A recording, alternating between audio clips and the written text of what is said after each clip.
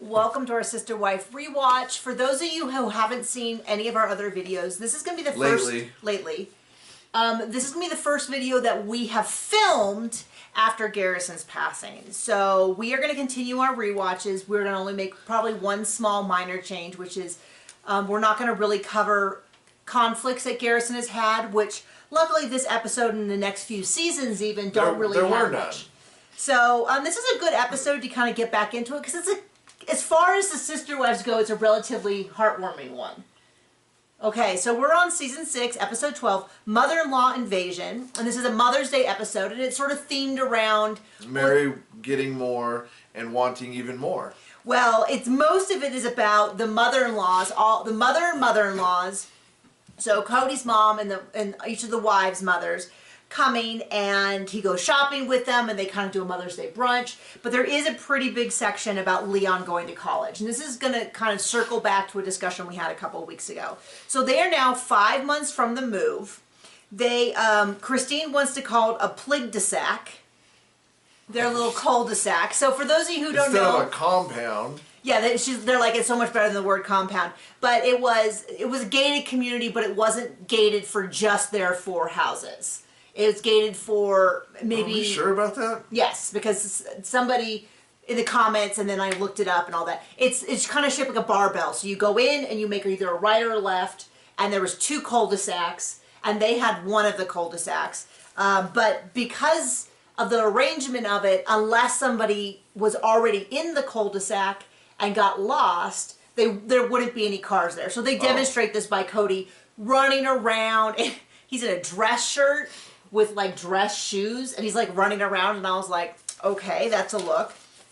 And they talk about the kids have basically gotten back together. The teenagers are hanging out again, the kids are hanging out again. Robin hasn't pulled her kids out yet. But the adults are running into problems, and no one will really explicitly say what that means. And when they ask, they don't answer. And Mary was the one who's like, it feels more like an observation of how much we've moved apart. It's what my notes say, but I don't remember them saying that. Cody's saying they want to do a commitment ceremony in a few years, and many people have pointed out an interesting fact, which is on reality TV, when somebody has a commitment ceremony, it's a recommitment ceremony or a vows renewal. Is it the beginning of the end? Kind of the beginning of the end. Which is funny, because I have a story about a vow renewal, and I think the couple's actually together. Which is funny because I watch a lot of Real Housewives of different cities, and in fact some people are like, why don't you ever review them? I used to review them. Anyway. No, I just suddenly realized that somebody asked a question when we did our Q&A yesterday that I didn't answer. In fact, did we answer any questions from the Q&A? Babe, we did it. Okay. Anyway. Sorry, we're back. I just had a total... I'm not having the best. I also, earlier today, put the dogs out and forgot about them. And panicky, a half an hour later, ran out to go find them. And they were out there, but they were very confused because we never just stick them out and then leave them out there. We have some family things going on as well, so yeah, we're maybe not all here today. Yeah, I am not all here today. There's some stuff happening, but yeah. So we, so the vow renewal thing. So I watched the Real Housewives of all these different shows, and I was watching Real Housewives of Orange County, and they're doing a vow renewal for Tamra and Eddie, I think is who it was, and I hear a voice, and I go, oh my gosh. That's my youth pastor who's doing the service. He had left the church, that particular church that I had been at. He had been a youth pastor for decades and was now the main pastor at a church and was doing their vow renewal. And I'm just like, what is happening? This is so strange. And the other time I've had that was... the related story is that when we were looking to move here, we were staying at a hotel, and as John often does, he turns on the, what do you call it? My wife. No, the TV, and he leaves the TV running when we leave, and it wasn't kind of a sketchy hotel.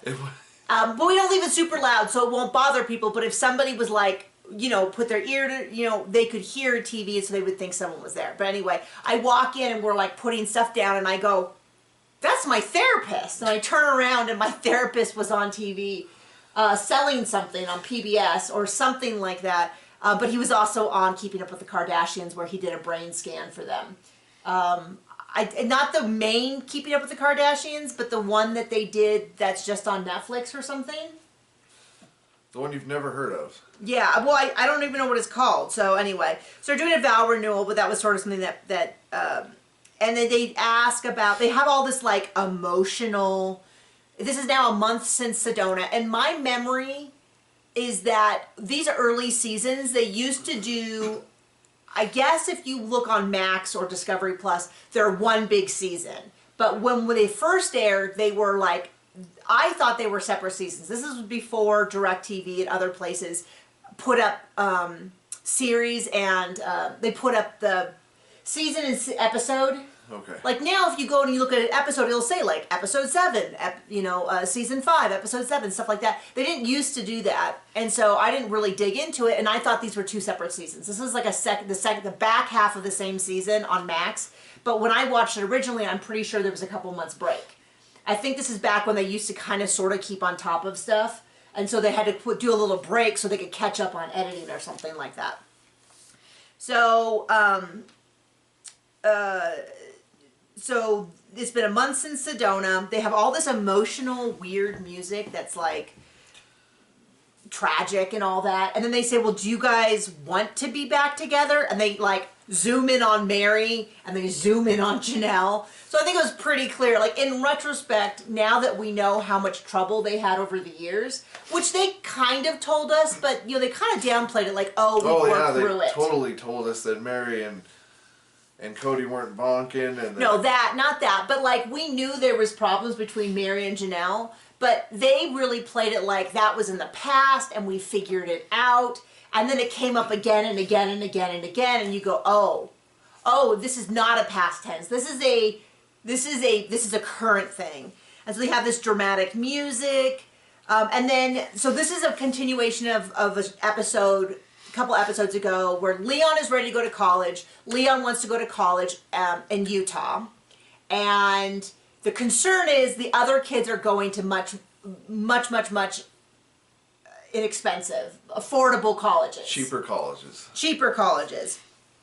And there was this discussion between Mary and Cody of, well, we've never really discussed how much to set aside. Now, I'm going to say something that I almost never say, which is Cody made a lot of really good points. And this is like, this is one of those things that makes me sad, because this dude seemed to kind of have a grasp on the whole family. So Mary, I gave the numbers a few episodes ago, I think it was 2 episodes ago, about what the costs were as of 2024, but I said I didn't know what it was back then. Well, they mentioned it, that Westminster College was $28,000 for a year and UNLV was $7,400. So just about a fourth. Okay, and then Robin's real quick to be like, oh, and Logan got a car and Logan did this, and I was sort of like, We'd like to know how much your kids got now. So Aspen is also already decided to go to UNLV. And so they're kind of discussing it.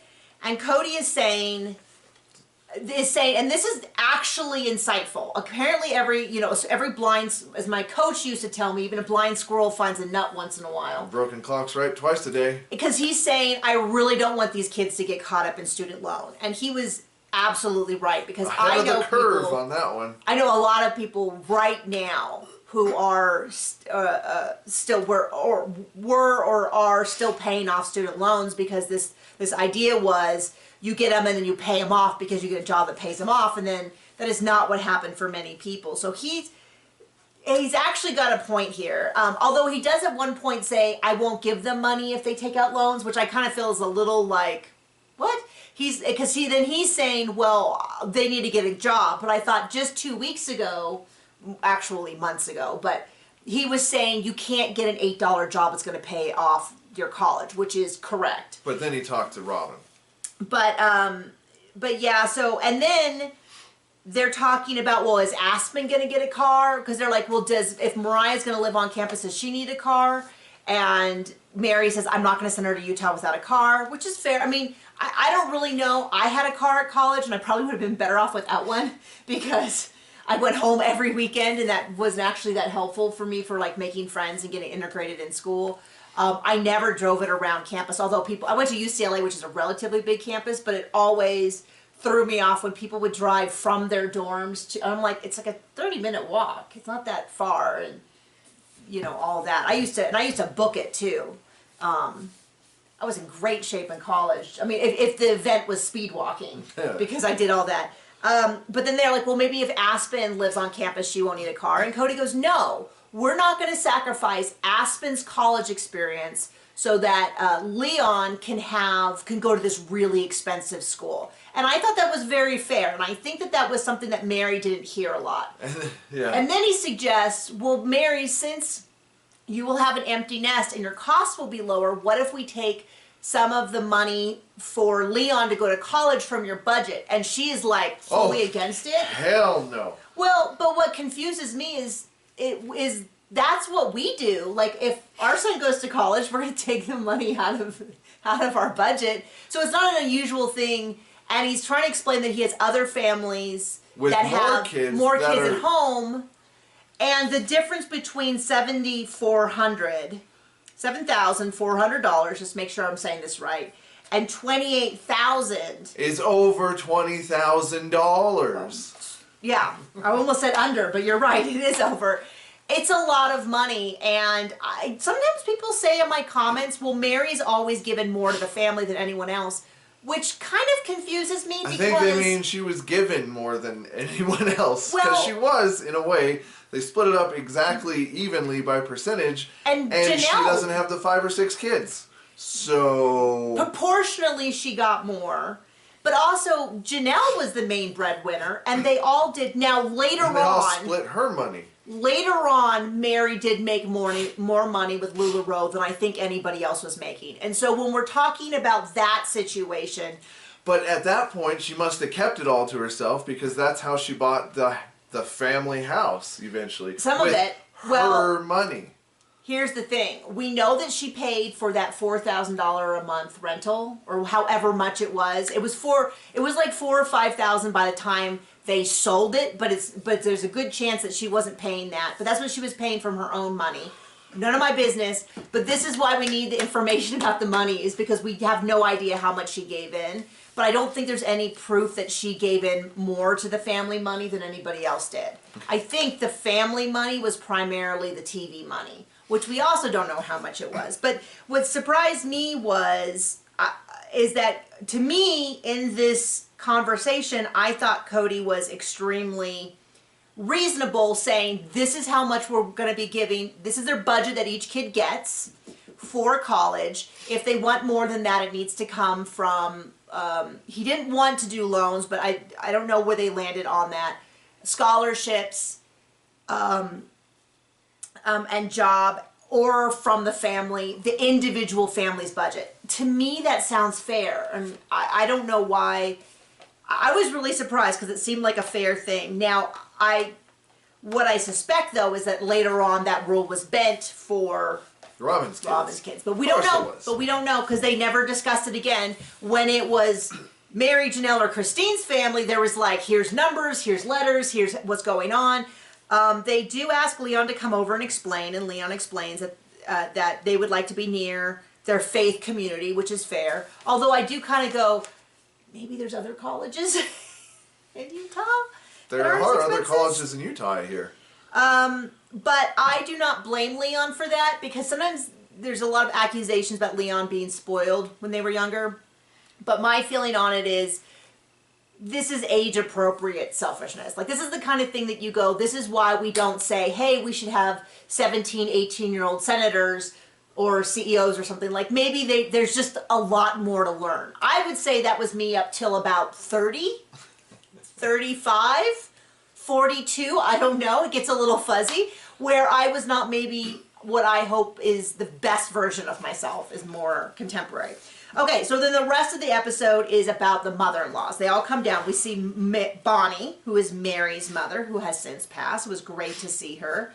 Bonnie is crazy about Cody, thinks the world of him, seems to think the world of the different wives, and Christine says some things that are just completely bonkers. Well, you don't know how much that she was privy to the actual reality of their family. Well, hopefully none, because if she was, then she just hates Mary. I know. And then they talked about how in the early days when they needed something from Cody, they would go to Bonnie, and Bonnie would talk to him. So that's interesting. Then we see healthy. Cheryl, who is Janelle's mother, who is a nurse, who is also Cody's stepmother. This always throws people off when they hear it for the first time. So if you heard it for the first time, Janelle's mother married Cody's father, but it was when they were already fully adults and everyone was out of the house. So there's no weird step-sibling thing going on there. And then we see Annie, who is not in a plural marriage, who is Christine's mom. We see Alice, who is Robin's mother. And we see Janelle. I would think it would be spelled Janelle, but they call her Janelle, which is Cody's mom, who has 10 biological children. This is sort of like just randomly we're throwing out this 10 stuff. Biological children. Like a rabbit. And then he has his plans to take all the moms shopping for his wives, which... It's like my nightmare. I know. We don't shop, John and I don't shop with anyone other than each other. Each other, because we're good at it. Well, and our definition of good is fast. We would be great in, what was that game show that was... I don't know. There's a game show, Supermarket Sweep or something, where you had to like go and grab things quickly, because every time we go to the market, since we've been married, I would say, let's make this quick. And after like 5 or 6 years, John pointed out, he's like, you know that you say that every single time. And I'm like, really? He's like, yeah. I'm like, okay, well, I guess that's just how I want it to be forever. We are destination shoppers. We have an idea of what we already want. We go in, we look. We've remodeled kitchens this way. We go grocery shopping this way. In fact, this is probably about the 4-year anniversary of COVID shopping, because I had a friend who was in Switzerland and they had started their... I had been following the news because news with COVID stuff happened earlier in Europe than it did here. And I just said, you know what? We don't have, since our move... We don't have a stockpile of crap. We don't have like a big bag of rice, beans, things like that. We basically have food, and we go every single week. We should get some staples, some long-term stuff. And so we went first thing in the morning to Walmart. We came in maybe 10 minutes after it opened, and we just got the 40-pound bag of rice, a couple bags of beans. We got we did get some like shelf-stable food. Munchies, but we ate all those within a few days. like veggie straws and stuff like that. But we got the basics, so we had the stuff that we needed. 2 full carts full. Yeah. And then we checked out, and the guy goes, "Oh my gosh, we just opened like 30 minutes ago. You guys must be the world's fastest shoppers." And we're like, "What? Oh yeah, I guess we are." And then the lockdown happened probably about a month after we did that. Was it really a month? Yeah, it was. But by the time the month happened, it was like a month later is when people were like, oh, stores are empty. And we're like, oh, no, we're good. Because I think we went back twice more. And just kind of were like, we tried this food. We liked it. Let's get a little bit more, stuff like that. To be clear, we were not hoarding by any means. My mom was getting on me before this about how much toilet paper we keep in the house. Guess what she never says now after COVID? Yeah. We were good. So anyway, we do that really quickly. So going with the mother sounds awful. They go to the same store. Sounds terrible. That looks like, I think, where they got the caramels for the Christmas challenge. Immediately we see him pick out a sign that says, I kiss better than I cook, as in THEN, which is not the correct then. Should be than. I cooked better than I kiss better than I cook, and he wanted to get it for Janelle, and he's like, it's not that she's a bad cook, it's that she's a better kisser. And the moms are like, I don't think that's so great. Now, I don't know, I bet you she'd find it funny. And somebody told me that you can see the sign in the background of her house, and somebody's crossed out the E and put an A in, because that's the correct spelling of the phrase. And so he gets kind of silly signs for 3 of them, but he really likes this clock and he wants to get it for Robin. And everyone's like, I don't know, that doesn't seem very equitable. It seems like you kind of got these joke gifts for 3 of the wives, and then one of them you got this clock that you really like. I know. That's called foreshadowing. I know. And he's like, no, that's not really the case. And then he's like, these crazy wives. Do you expect me to be equitable with everyone all the time?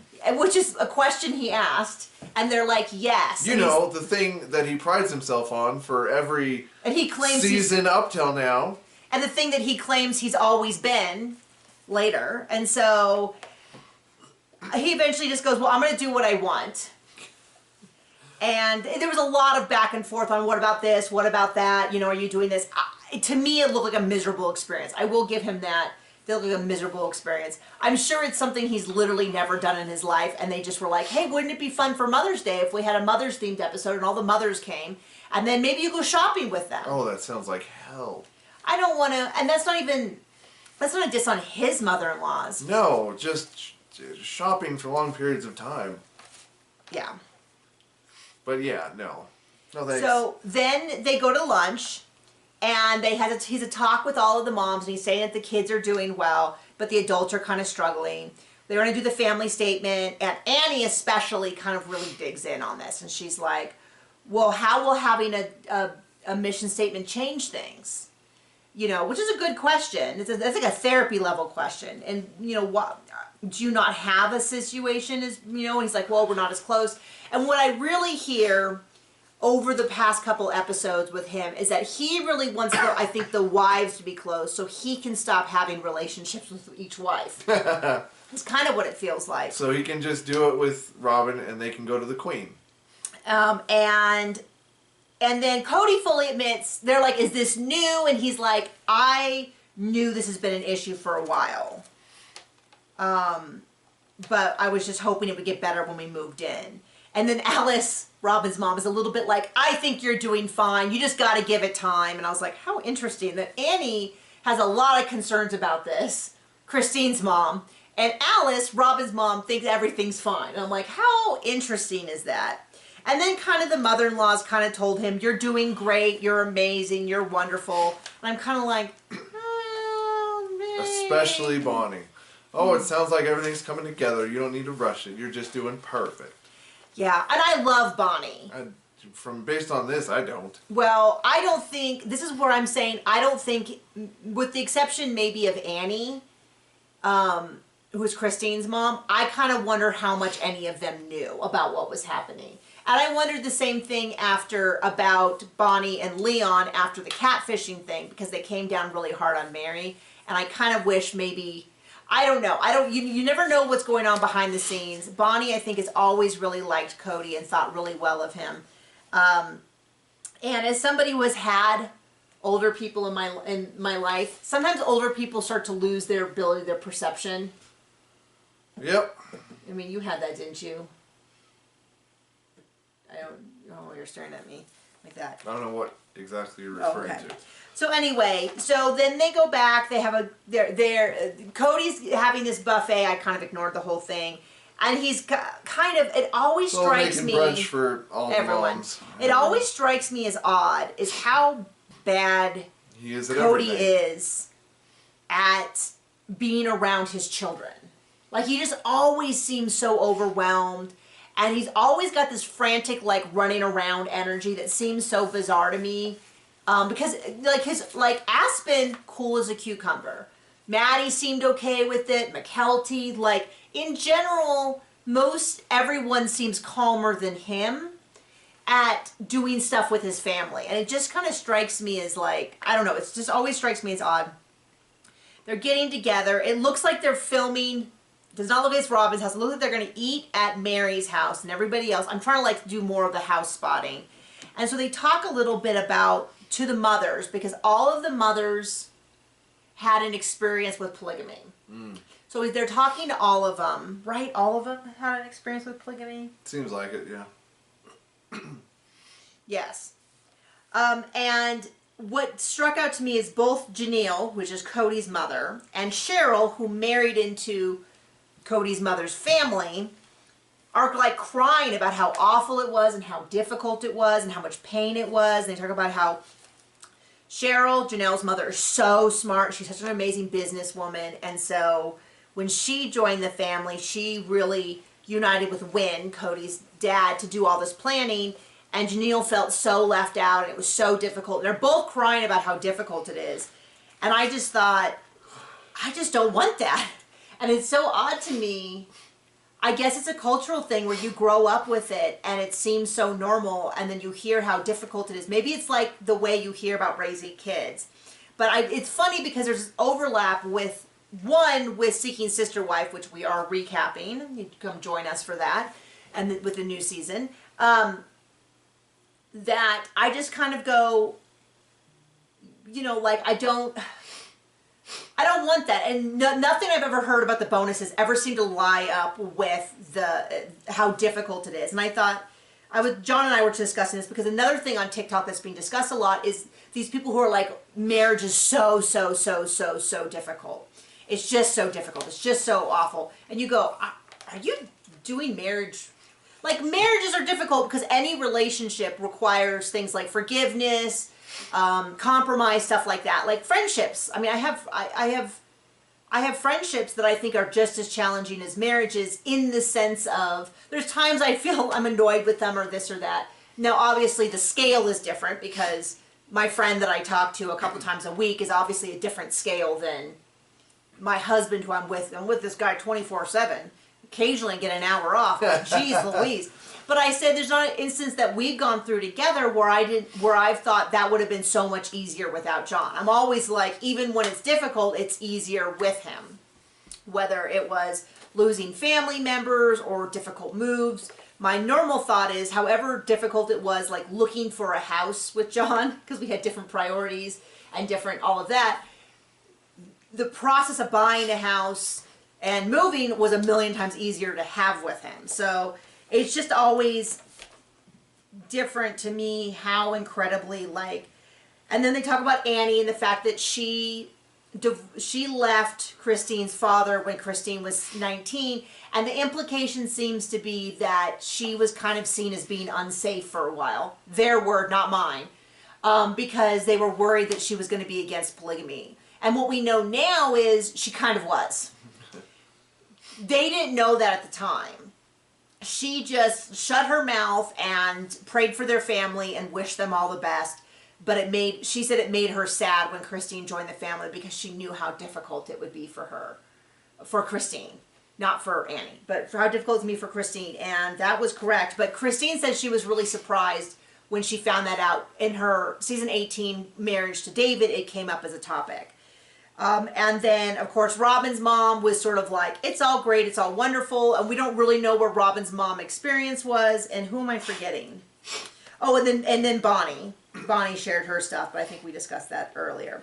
But it was kind of surprising to me how much it looked like how incredibly difficult Cody's mom and Janelle's mom, how difficult of a time they had when Cheryl joined the family. Because they were like crying about how difficult and how much hard, and it was. I think they even referred to it as it was hell, direct quote. And I'm just like, I don't know. I mean, I'm not saying that. I mean, there's plenty of. It's hard for me to say because there's plenty of careers that are people would describe as it was hell, like becoming a doctor or a lawyer, or sometimes I feel like being a writer. It was so much harder than I thought it'd be. I'm not saying it's it can be as hard as any other job, but I'm not saying that I went through something as difficult as maybe going to law school would be and passing the bar, but I'm just saying it was difficult. But yeah, so thank you so much for joining us, and have a safe day. Okay, bye.